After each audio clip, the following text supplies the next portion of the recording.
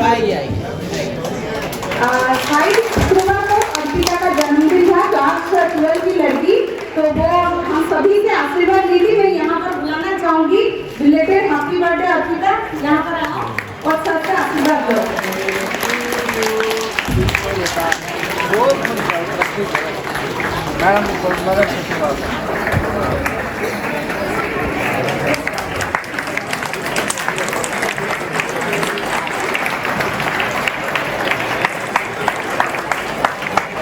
अर्पिता जन्मदिन की ढेर सारी शुभकामनाएं। इस तरह हम प्रतिदिन मंच को बुलाना चाहूंगा ताकि वो अपने बातें हमारे सामने व्यक्त करें।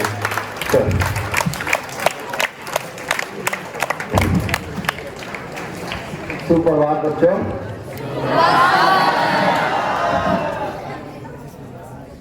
अंतर्राष्ट्रीय महिला दिवस 2022 के उपलक्ष्य में आप सभी को ढेर सारी शुभकामनाएं और बधाई। यहाँ से बार बार ये कहा गया है कि पुरुष और महिला बराबर है, समान है, एक बराबर है। मैं इसको बिल्कुल नहीं मानता, ये संभव है ही नहीं। तुलना उसकी की जाती है जिसके नंबर 14-15 हो या 19-20 हो या 20-21 हो। तुलना और बराबरी उससे हो ही नहीं सकती है जो 5 और 500 पे हो। तो पुरुष 5 पे है, महिला 500 पे है। जननी से कभी तुलना हो ही नहीं सकता है। आप कितने भी गुस्से में हो, कितने भी ताकतवर हो, माँ का एक आंसू आपको जमीन पे लाके खड़ा कर देता है। तो ताकतवर कौन? बहन की एक राखी आपको ये बता देती है कि आपका परिचय क्या है। और बेटी का एक आंसू, बेटी के एक मुस्कान आपके सारे वजूद, आपके औकात, आपकी पहचान का परिचय है। तो उनसे तुलना हो नहीं सकता। बच्चों, संभवतः हो सकता है कि एनुअल स्पोर्ट्स के कारण इस प्रोग्राम को जिस लेवल से मैं चाह रहा था ऑर्गेनाइज कराने को, वो हो नहीं पाए। हम लोगों के बीच में सबसे बड़ी गलती या गलतफहमी ये है कि biological differences and gender differences is the same.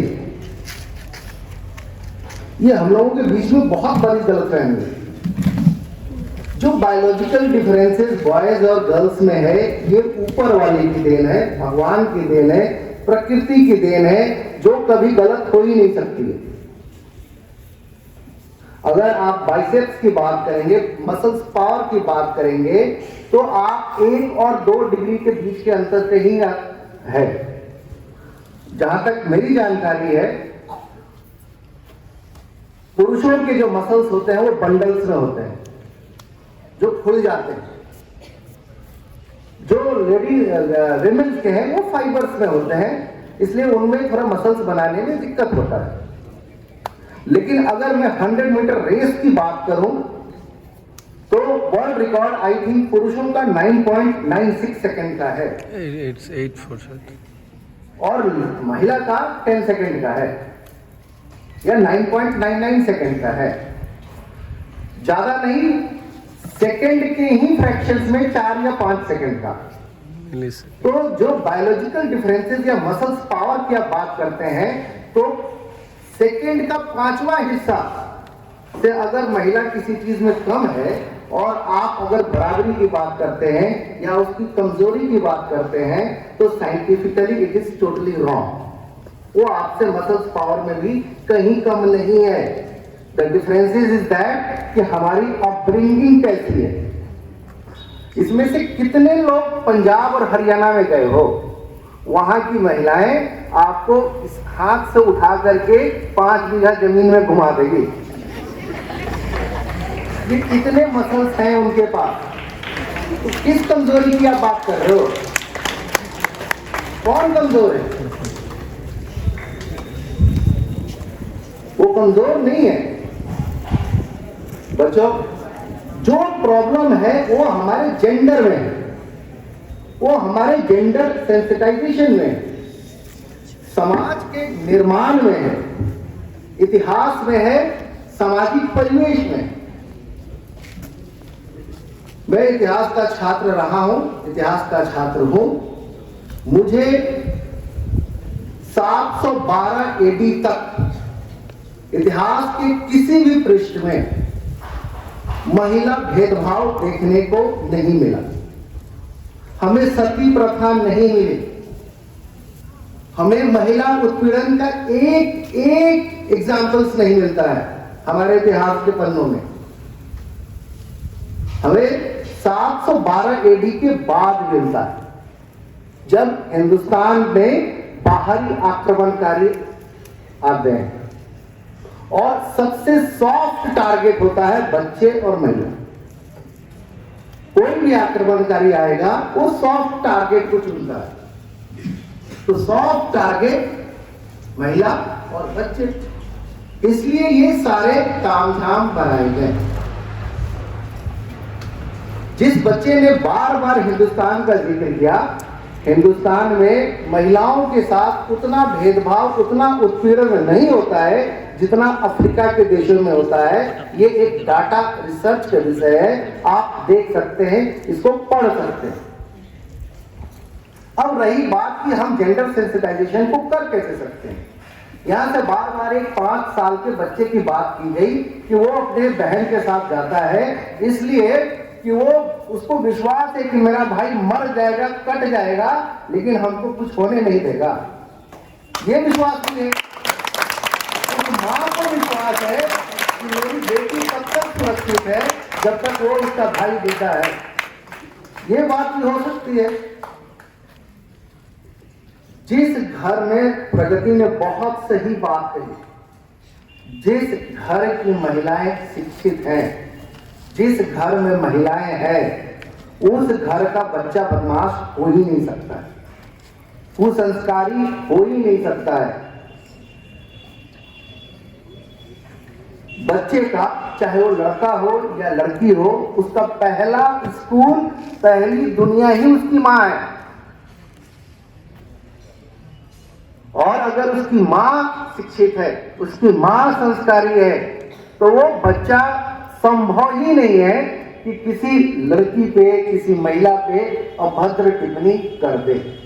जो हम अपने घर में देखते हैं, जो हमने अपने परिवेश में देखते हैं, हम वही पालन करते हैं। अगर हमारे घर में महिलाओं का सम्मान हो रहा है तो वो बात हो ही नहीं सकती है कि हम दूसरे की महिलाओं को अपमानित करते हैं। ये असंभव बात है। तो इसको समझने की बात है। दैट इज द रीजन कि बार बार वुमेन एम्पावरमेंट की बात की जा रही है कि इनको घरों से निकालो, इनको पढ़ाओ, इनको कामकाज दो। बहुत सही प्रगति ने कहा इकोनॉमिक एम्पावरमेंट। आपको घमंड किस बात का है कि मैं कमाता हूं? पुरुष को यही घमंड है ना। मसल्स पावर आपके पास ज्यादा नहीं है, दिमाग आपके पास ज्यादा नहीं है, बराबर है। एक डिफरेंसेस आता है कि मैं कमाता हूं, आई एम अर्निंग मेंबर। अगर महिला को कुछ सामान खरीदना है तो पति या पिता के सामने हाथ दो हमको। लेकिन जब वो इकोनॉमिकली एम्पावर्ड हो गए, खुद कमाने लगी, तो किस बात का किसी के सामने झुकना? इसलिए उनको बाहर निकाला जा रहा है, उनको पढ़ाया जा रहा है, उनको इकोनॉमिक एम्पावरमेंट दिया जा रहा है। And I am very happy to share with you.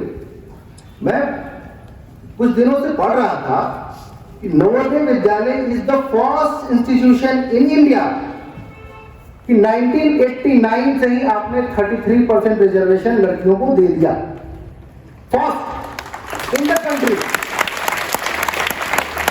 उसका देखा देखी बाकी संस्थाएं, बाकी राज्य अब दे रहे हैं। We are the first. So as a institution आपको एम्पावरमेंट करना शुरू कर दिया गया है। जितनी मेरी बेटियां यहाँ बैठी हुई है, ये कल की भावी माताएं हैं।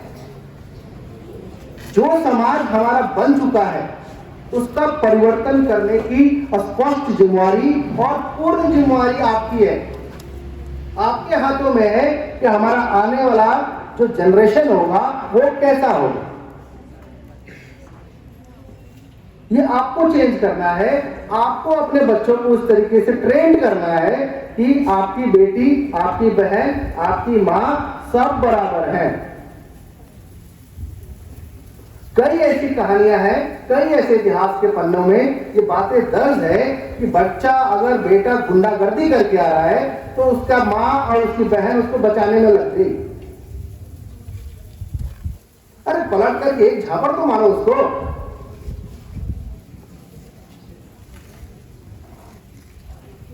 वहां से रुकना शुरू हो जाएगा। ये वहीं से संभव है। रूल्स बना देने से, नियम कानून बना देने से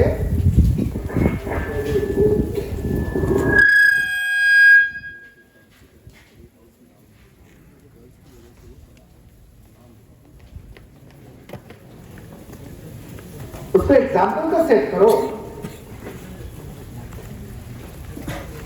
और बहुत मैंने गेम्स खेले हैं और गेम्स देखे हैं। हो सकता है कि थोड़ा बहुत जो है ना प्रैक्टिस का प्रॉब्लम हो सकता है। अभी पांडे जी ने शेयर किया एक बात कि कोई एक हाउस अभी तक टॉप कर रहा है just because of the girls. At the same time यहाँ पे हमारे we are CBSE affiliated school, और जहां तक मैं क्लास 12 के रिजल्ट की बात, मुझे जहां तक ज्ञान आ रहा है, पिछले 15 साल से लड़कियां टॉपर है। For last 15 years। और उनके मार्क्स का डिफरेंसेस जो है वो बहुत ज्यादा है। मैं कई ऐसे एनडीए एस्पिरेंट्स को जान रहा था कि पिछले साल तक वो थोड़ा थे कि भाई ओनली बॉयज कॉम्पिटिशन है। पिछले साल गवर्नमेंट ऑफ इंडिया ने गर्ल्स को भी शामिल कर दिया एनडीए में। Now they are afraid of कि सर 50% तो जगह हमारा गया, क्योंकि वो आपसे कंपटीशन में मेंटल स्टेटस में बहुत आगे हैं। There hard work.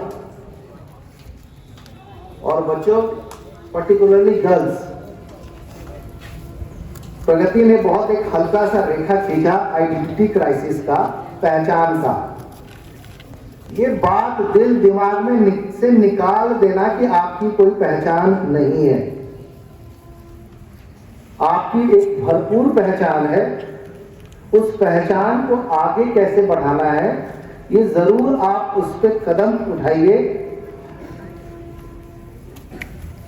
मेरा ऐसा मानना है कि पुरुष और महिला दोनों समाज के बराबर के अंग हैं।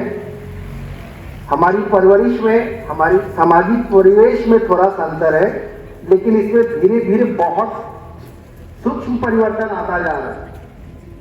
और वो समय दूर नहीं है कि आने वाले 10 साल 12 साल में ये पता ही नहीं चलेगा कि ये पुरुष कहाँ है, महिला कहाँ है, बराबरी कहाँ है, असमानता कहाँ है। और संभवतः जो प्रीति ने कहा कि हमें विमेंस डे मनाने की जरूरत ही नहीं पड़े, हम सब बराबर होंगे। Thank you once again, have a very very wonderful Women's Day.